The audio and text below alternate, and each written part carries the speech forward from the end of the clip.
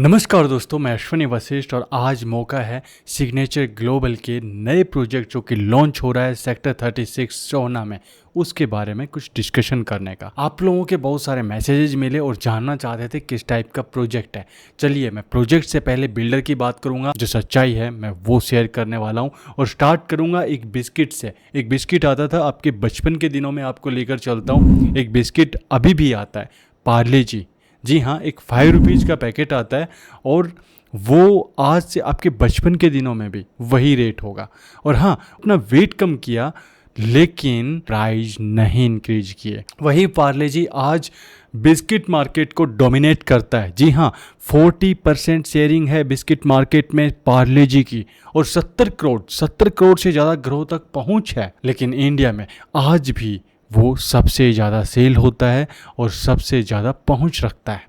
शायद यही उम्मीद सिग्नेचर ग्लोबल से लोअर क्लास और मिडिल क्लास के लोगों की भी थी। जी हाँ, जिस बिल्डर ने एक सपना दिया था और उसे पूरा करने की कोशिश भी कर रहा था कि हर व्यक्ति अपना घर हो, और इसके लिए बहुत सारे अच्छे प्रोजेक्ट भी आए। और जो एक गैप होता था कि भाई ये ऐसा कोई बिल्डर नहीं है जो इस रेंज में कोई अच्छे प्रोजेक्ट लेके आए, एक अच्छा बिल्डर हो, कंस्ट्रक्शन भी ठीक ठाक हो इस रेंज में और अच्छी एमिनिटीज़ के साथ हों, आर्किटेक्ट अच्छे जुड़े हों, ऐसा सिग्नेचर ग्लोबल ने उस गैप को फिल किया था। मिड सेगमेंट में आया, मिड सेगमेंट में भी उसने धमाकेदार एंट्री की और बहुत अच्छा काम किया और पूरी तरीके से मार्केट को डोमिनेट करता हुआ लग रहा था। लेकिन उसके बाद कुछ अलग हुआ जिसकी उम्मीद मुझे भी नहीं थी और मुझे निराश किया। जी हाँ, द्वारका एक्सप्रेसवे से इनका एक प्रोजेक्ट आता है और उसमें कुछ रणनीति ऐसी दिखती हैं जैसे कि दूसरे बिल्डर कर रहे हैं, जिनका नाम बड़ा है,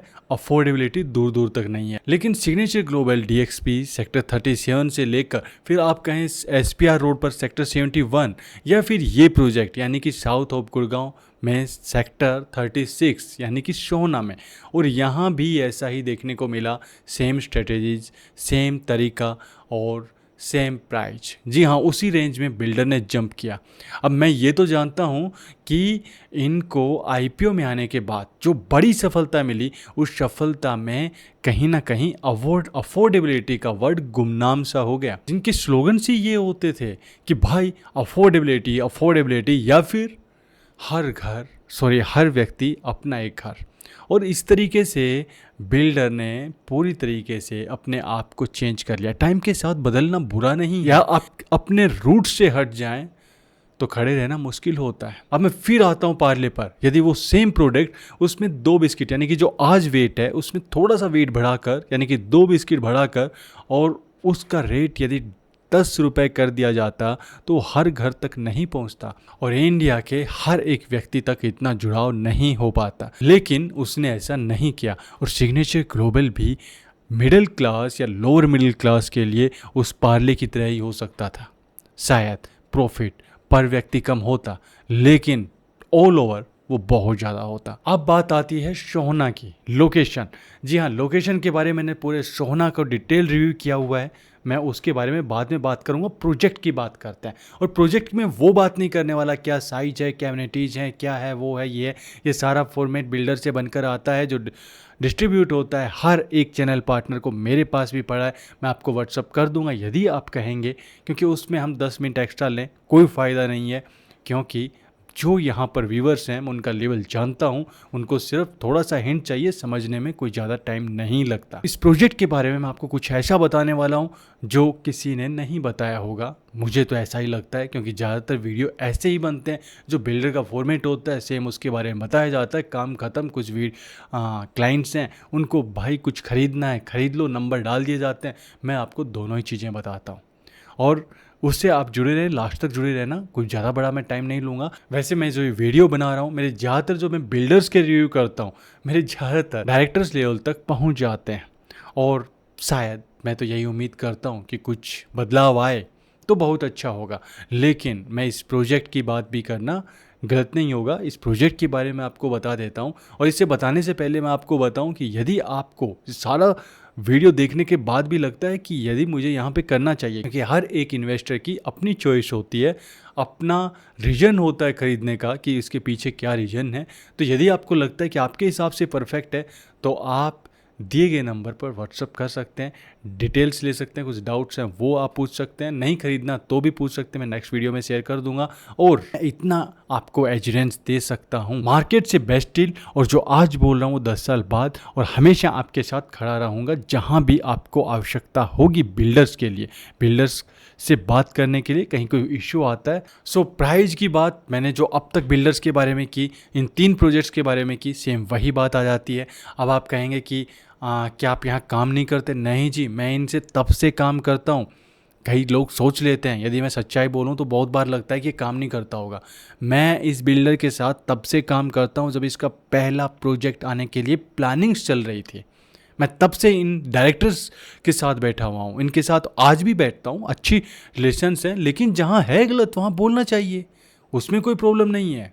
और हम किसी के बंधे हुए नहीं हैं भाई। यदि बिल्डर को जहाँ लगेगा, जिस दिन लगेगा कि भाई इससे हमारा लॉस हो रहा है, अलग हो जाएंगे, कोई प्रॉब्लम नहीं है।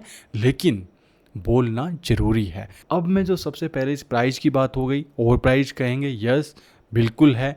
उसके बाद इसमें एक और प्रॉब्लम है, और ये ओवर प्राइस होने का एक रीज़न और है। स्टील प्लस 4 होता तो शायद इसमें प्राइस कुछ कम होता, शायद नहीं होता, डेफिनेटली होता, और ये 170 175 तक हो सकता था, लेकिन ऐसा नहीं हुआ। अभी ये लोग स्टील प्लस 3 ही दे रहे हैं। जी हाँ, 3 फ्लोर्स अभी आपको मिलने वाले हैं।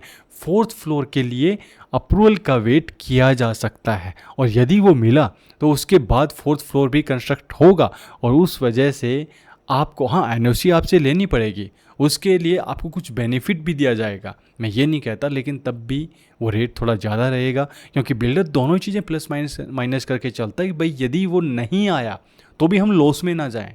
लॉस या जो प्रॉफिट लेकर चलता है भाई, वो तो मानना पड़ेगा बिल्डर को, वो लेके चलेगा। और जब इसके प्राइस आज हैं 4th फ्लोर लाने में, जब अकेले उसके पास टॉप यूनिट्स ही होंगी, तो उस टाइम पे इसकी क्या डिमांड होगी? बहुत अच्छी डिमांड होगी। और जो आज लोग यूआई दे रहे हैं ना, इन्हीं में से दे जाएंगे, ये भी बता देता हूँ, क्योंकि टॉप फ्लोर है 4th फ्लोर, उसके साथ रूफ राइट्स मिलेगा। यहाँ पर आपको रूफ राइट्स नहीं मिलते। 3 फ्लोर होने के बाद आपको रूफ राइट्स नहीं मिलते। तो वो आप पहले ही देख लें कि यदि आपकी ऐसी कुछ डिमांड है तो वो फुलफिल अभी नहीं होगी। फ्यूचर में क्या होगा, उसका रेट बहुत ज़्यादा जाएगा। जब आज चल रहा है, और ये बिल्डर की मजबूरी भी हो जाती है। आईपीओ को तो देख ही रहे हैं लोग प्रॉफिट में लाने के लिए, यहाँ पर भी आप, और प्रॉफिट में आ रहा है यार। क्या रेट था, मैं सेम इसी मंथ की बात करूँ 2023 में, लास्ट ईयर की, तो यहाँ पर ये 478 रुपये था, 478। और आज क्या रेट है? आज इसका 1485 रुपये चल रहा है। अच्छी अच्छी कंपनी जितना रिटर्न नहीं दे पाते जितना इस बिल्डर ने दिया है, इस आईपीओ ने दिया है। डेडिकेटेड रिव्यू करूँगा सोहना के लिए, उसमें ये कवर हो जाएगा। टोटल इस प्रोजेक्ट के बारे में और भी बात करेंगे। कुछ यदि आपके डाउट्स हों तो आप मुझे शेयर कर सकते हैं। कोई और बिल्डर हो, और बिल्डर्स के बारे में भी हम बात करेंगे, जो भी सभी बिल्डर्स सब लॉन्च हो रहे हैं, जो उनकी सच्चाई है, जो फैक्ट्स हैं, जो कोई नहीं बताता, वो मैं आपको बताने वाला हूँ। चैनल को सब्सक्राइब कर लेना, शेयर कर देना अपने कलीग्स और अपने इनमें रिलेटिव्स के साथ। मिलेंगे नेक्स्ट टाइम, तब तक के लिए थैंक यू वेरी मच।